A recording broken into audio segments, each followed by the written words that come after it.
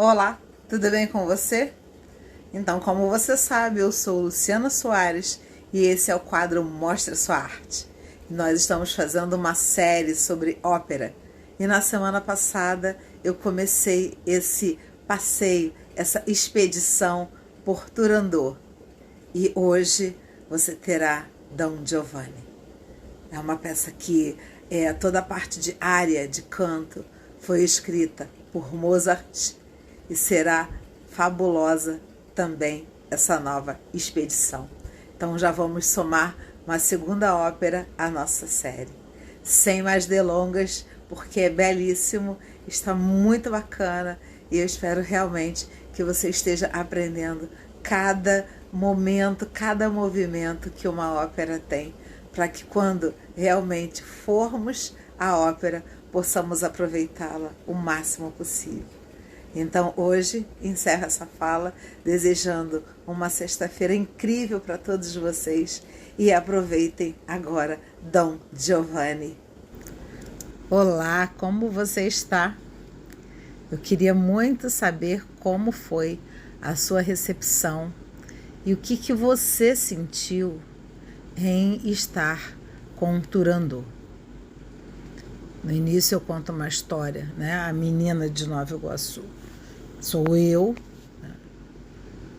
E ao longo ao discorrer, né, sobre a ópera Turandot, eu trago aí vários elementos, conforme eu disse, baseados no meu professor de piano, que é especialista, professor Álvaro Siviero, mais a Brasil Paralelo e mais sites dos quais eu lançar mão para falar conteúdo, para imagens, porque é o que o nosso canal preza muito, tanto eu quanto o Arthur, e é por isso que esse canal é um sucesso, é pela ética, né, que temos dentro desse contexto.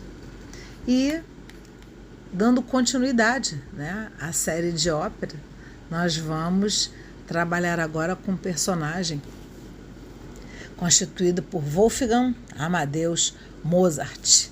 Nós vamos falar sobre Don Giovanni.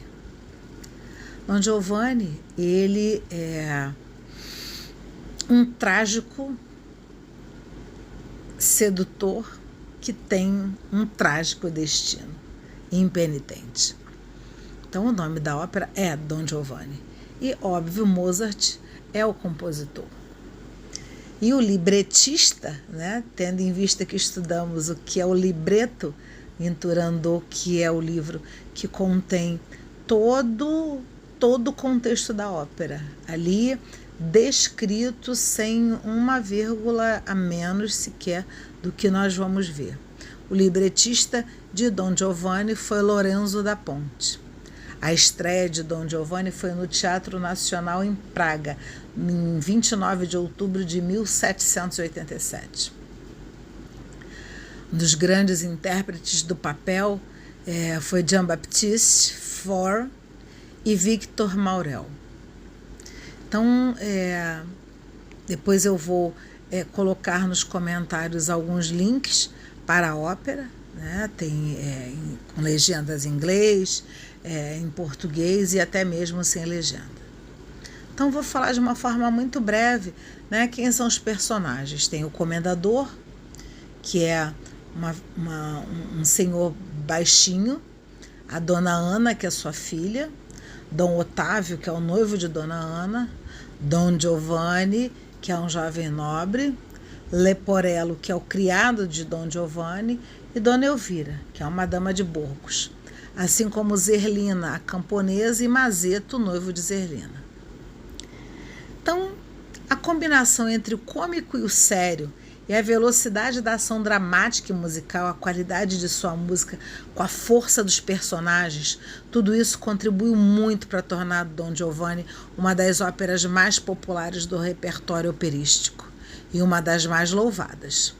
Don Giovanni é, sem dúvida, uma obra-prima. Seu protagonista, o libertino e blasfemador Dom Juan, fascina os homens por sua audácia e as mulheres por sua reputação escandalosa. Chegou-se a afirmar que Dom Juan Tenório seria um personagem histórico, mas não há provas suficientes disso. Na literatura, ele surge pela primeira vez com El Burlador de Sevilha, de Tirso de Molina. Le Festin de Pierre de Molière guarda pouca semelhança com a peça espanhola, mas introduz um personagem importante, Dona Elvira.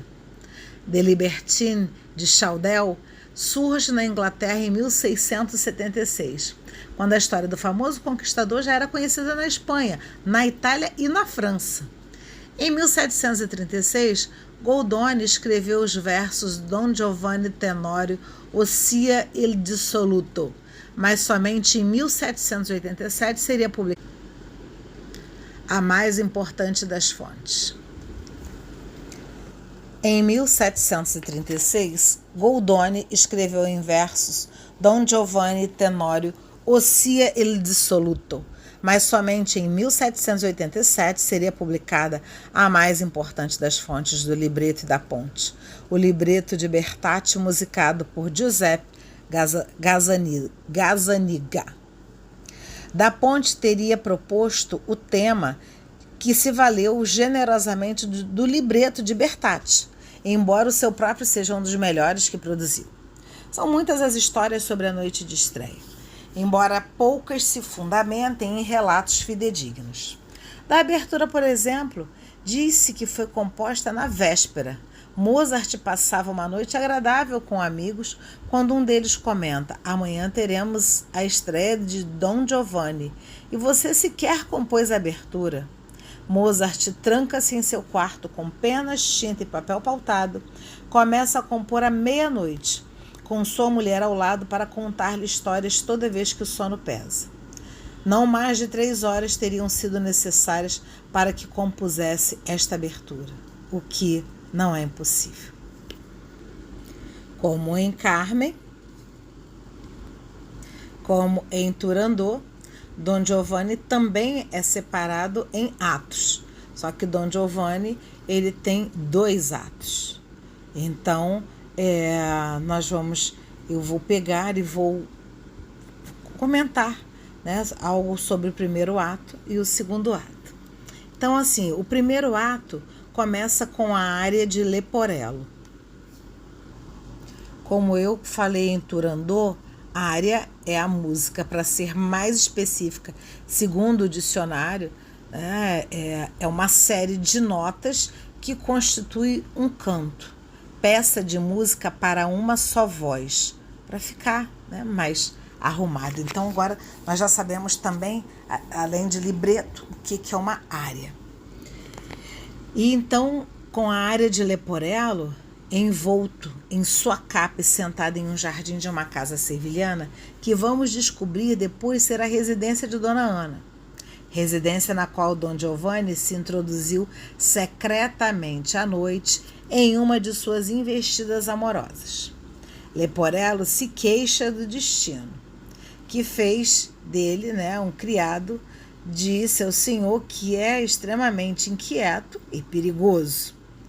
Como em todos os números cantados por Leporello, a música segue aqui uma tradição bufa italiana, diferindo em intensidade expressiva, mas não na qualidade da expressão das demais criações bufas da época. Para nossa informação, apesar de parecer óbvio, bufa italiana é um termo usado para descrever uma versão italiana de uma ópera cômica, né?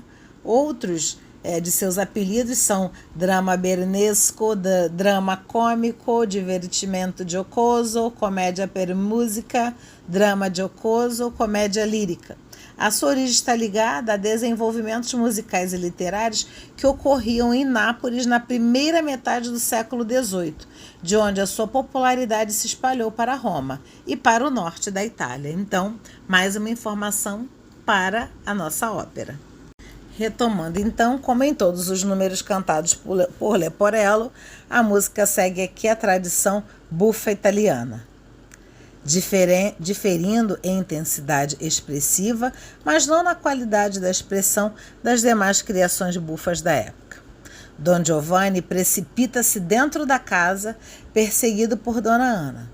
Segue-se um trio que se expressam simultaneamente a cólera da mulher insultada, a contrariedade do libertino e os comentários de Leporello. O comendador, pai de Dona Ana, ouve todo aquele barulho e encontra a filha às voltas com o estranho e desembanha a espada. Don Giovanni reluta em dar combate a um homem muito mais velho, mas o duelo por fim tem lugar e o comendador é mortalmente ferido. O trio que se segue entre Don Giovanni, o moribundo e Leporello revela em plenitude o gênio de Mozart, terno, profundo e patético. Em apenas 18 compassos de ritmo solene em Fá menor, ele pronuncia com magistral economia de meios toda a gravidade do drama exatamente como o recitativo que se segue, no qual Don Giovanni zomba da situação. Restabelece o clima de comédia para dar lugar outra vez à seriedade quando Dona Ana se lamenta sobre o corpo do pai. Lástima. Num dueto, Dom Otávio, seu noivo, tenta consolá-la e jura vingar o morto. E aí você vê claramente que ocorre uma mudança de cena. Don Giovanni e Leporello, eles estão de volta à ronda amorosa. E o libertino divisa uma mulher que parece amaldiçoar um amante perdido. É a Dona Elvira, outra das vítimas de Don Giovanni, que eles não reconhecem de imediato. Ela expressa a dor de uma mulher desolada, mas também a indignação de quem foi traída. Apesar da sua indignação, transparece em seu canto a disposição em perdoar a um simples sorriso de arrependimento do homem que a seduziu. Seu caráter logo se revela nesta área, mais flexível que o de Dona Ana, mas deixando transparecer uma pertinácia que explica talvez por que Don Giovanni a evita com tanto zelo. Ao encerrar suas imprecações, ela se volta para o estranho, que tenta reconfortá-la e constata que é ninguém menos que Don Giovanni em pessoa. Ele escapa, deixando a Leporello a ingrata tarefa de explicar por que a abandonou. Dona Elvira tem que aturar a leitura pelo criado de longa lista das conquistas de seu senhor. Isso é um momento extremamente, desculpe o termo, ridículo e cômico à mesma hora. Porque, segundo Leporello, ele contabilizava os casos de amor de Don Giovanni. Então, segundo ele, já se somavam 2.065 mulheres de todos os tipos de condições sociais que contribuíam para essa formidável lista e que não surpreende que Dona Elvira deixe o palco jurando vingar-se do sedutor.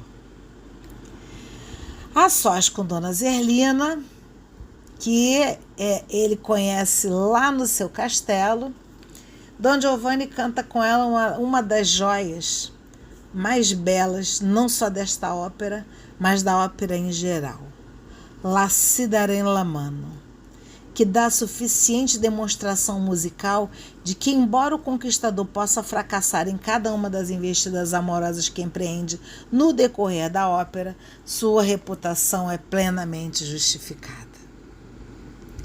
Quando já se afastam de braços dados, surge Dona Elvira, que ao denunciar Don Giovanni faz ver a Zerlinda que não são unânimes as opiniões sobre o caráter de seu fascinante admirador. Ele se afasta com Zerlina enquanto Dona Ana e Dom Otávio adentram o palco, mas Don Giovanni mal tem tempo de entabular conversas com os dois, e Elvira já está de volta. Segue um quarteto em que ela denuncia Don Giovanni como homem sem escrúpulos, ele a chama de louca e Ana e Otávio não sabem a quem dar crédito. Uma das cenas da ópera Don Giovanni, a cena 4, ela se passa nos jardins do palácio de Don Giovanni. Maceto censura Zerlina pelo flerte e ela pede perdão cantando a área Bati, Bati, o bel Maceto. Concluída a área, no entanto, Maceto tem suas suspeitas reavivadas pelo nervosismo de Zerlina ao ouvir à distância a voz de Don Giovanni. Começa, então, o Finale, uma das obras-primas da música dramática. De um esconderijo, Maceto ouve Don Giovanni ordenar aos criados que não poupem esforços para fazer da noite um sucesso e se interpõe quando o anfitrião tenta conduzir Zelina a uma alcova. Don Giovanni repreende Maceto por deixar sozinha a noiva e conduz o casal ao interior da casa onde está para começar o baile.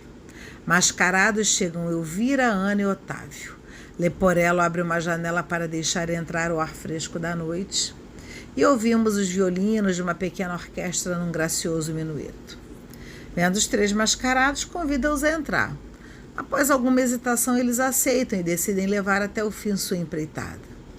Antes de entrarem, detém junto ao portão a alma tomada de um sagrado temor e dirigem ao céu uma das mais notáveis orações já escritas. No interior do salão tem um baile, e somente damas e cavalheiros podem dançar menueto, cabendo aos camponeses a quadrilha. E é essa dança que Don Giovanni deve participar com Zelinda, antes de conduzi-la a um aposento adjacente, enquanto Leporello tenta distrair a atenção do ciumento Maceto. Mas as suspeitas de Maceto não são justificadas e ele se livra de Leporello, que corre para avisar seu amo. Colhido de surpresa, Don Giovanni logo se recompõe, porque ao tirar as máscaras ele vê Ana, Elvira e Otávio. Aquado desafia a massa compacta dos convidados enquanto uma tempestade varre a orquestra. Frio e determinado, Don Giovanni arremete contra a multidão que lhe abre passagem e consegue escapar. E aí passamos para o segundo ato. No segundo ato vemos uma rua e no fundo a casa de Dona Elvira. O dueto de abertura entre Leporello e Don Giovanni fornece as provas que Don Giovanni é mesmo um drama jocoso. Recostada em seu balcão, Dona Elvira dá vazão às suas mágoas numa área de requintada beleza. Ela não consegue odiar Don Giovanni ou afastar a imagem do coração. Como recompensa, seu infiel adorado troca de roupa com Leporello lá embaixo, enquanto o criado disfarçado de senhor atrai Dona Elvira ao jardim, a voz de Don Giovanni zomba dela com exagerados protestos de amor que ela toma ao pé da letra. Dona Elvira se afasta e Don Giovanni canta uma serenata para uma criada de Dona Elvira, que já é o seu novo objeto de interesse. Ele julga entrever a jovem, mas antes que possa tirar o esperado proveito da situação, Maceto aparece com um bando de camponeses. E só que, vamos lembrar do que acabei de falar, eles trocam de roupa, ele e o criado dele. Então eles pegam o Leporello achando que é Don Giovanni. Então, Zelina, embora de longe indiferente às atenções de Don Giovanni, no fundo do coração ela é fiel a Maceto. E surge saltitante ao ouvir-lhe os gritos de dor, consolando o pobre coitado com os passos de Vedrai Carino Cecibuonino. Estamos agora no pátio de um palácio onde Elvira e Leporello se refugiaram. Trata-se, por acaso, da residência de Dona Ana. Depois da serenata e do espancamento de Maceto, Don Giovanni se depara com um cemitério. E eles destrocam a roupa e Don Giovanni ri de sua nova aventura amorosa. Quando ressoa uma voz solene, que ele logo identifica como a do comendador, cuja morte ele provocou. No palácio, Don Giovanni, sentado à mesa, canta os prazeres da vida. Nesse momento, Dona Elvira implora ao homem que a injuriou que se arrependa. Don Giovanni manda Leporello verificar o que a assustou, porque ela dá um grito pavoroso quando ele a manda embora. E ela volta balbuciando, assim como Leporello, com uma estátua que está lá fora. E essa estátua diz para Don Giovanni, que é a estátua do comendador: convidaste-me a jantar, Don Giovanni? Aqui estou. Imperturbável, Don Giovanni ordena a Leporello que sirva jantar para mais um. Espera, interrompe a estátua. Quem se nutre de alimento celeste não precisa da comida dos mortos. Então é a vez da estátua convidar Don Giovanni a jantar. Don Giovanni aceita, estende-lhe a mão para selar o compromisso e sente tomado por um frio glacial. E a alma do comendador diz para ele: arrepende-te. E ele diz não. E termina justamente de uma forma inesperada e totalmente trágica. Ao Don Giovanni dizer não, abre-se um abismo, o fogo, como o símbolo do fogo eterno, para o qual todos os demônios arrastam Don Giovanni para lá, até esse fim dele impenitente, porque não tem uma penitência possível para Don Giovanni, porque ele definitivamente diz não ao arrependimento. Como eu disse na nossa primeira sexta-feira, no Mostra Sua Arte de Ópera, eu traria todas essas óperas a partir desse curso, porque cada ópera dessa o professor articula com o amor. E aí eu vou fazer apenas algumas considerações para que, assim como eu fiz em Turandot, eu faça aqui. Então, a pergunta dele para todos nós foi: qual é a essência do verdadeiro amor? Uma pergunta bem profunda. Então, ele diz assim que é preciso distinguir de entrada o que queremos dizer por amor verdadeiro, entre parênteses, amor eterno e paixões. Porque para Don Giovanni, o sexo, a sensualidade, a atração por mulheres sobrepõe-se a qualquer tipo de bom senso, de estabilidade ao amor verdadeiro.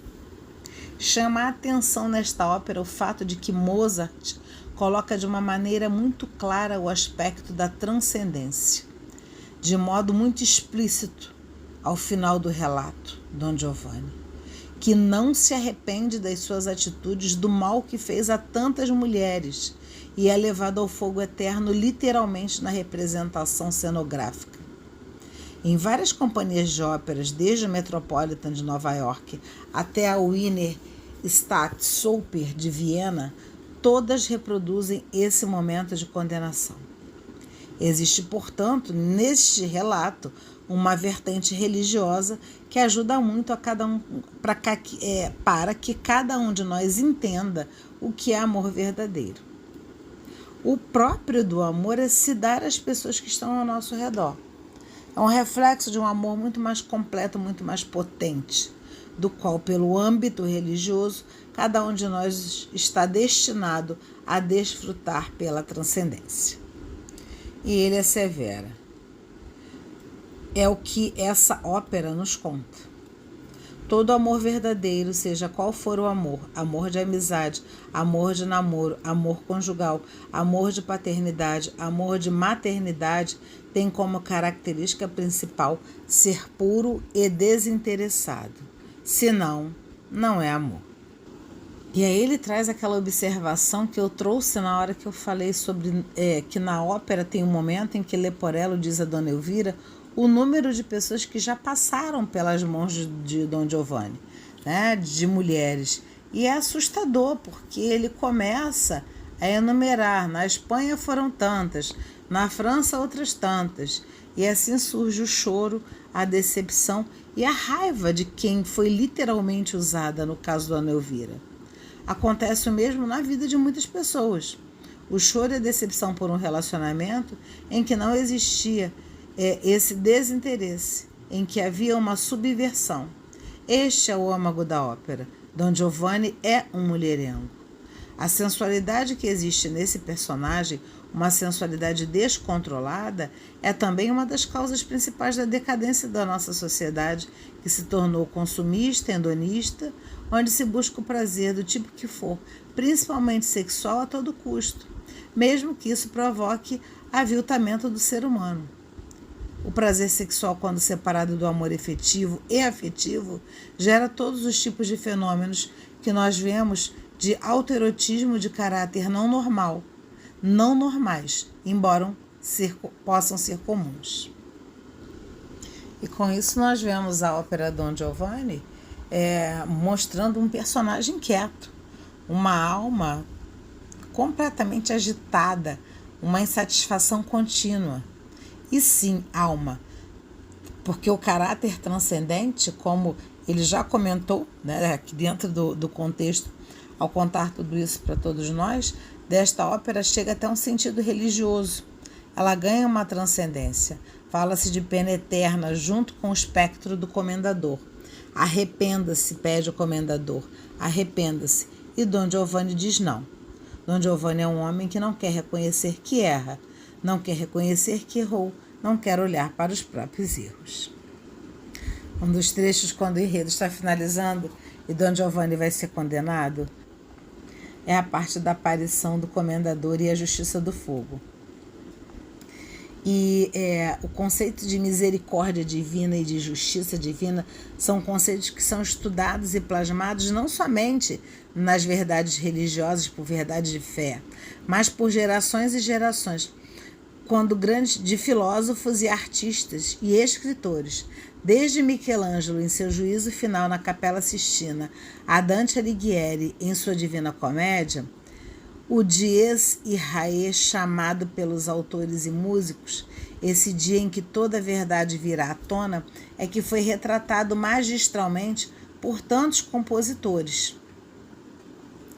E, no caso do professor Álvaro Siviero, pessoalmente, sempre se surpreende com a força e com os acordes iniciais da versão do Di Irae, que é o Dia da Ira, feito pelo próprio Mozart na sua missa de defuntos. Ele afirma: Di irae, di ilha, solvet saeclum infavilá, testes avi cum sibilá, quantos tremor est futurus, quando os judeus ex venturus, cuncta strict discursurus.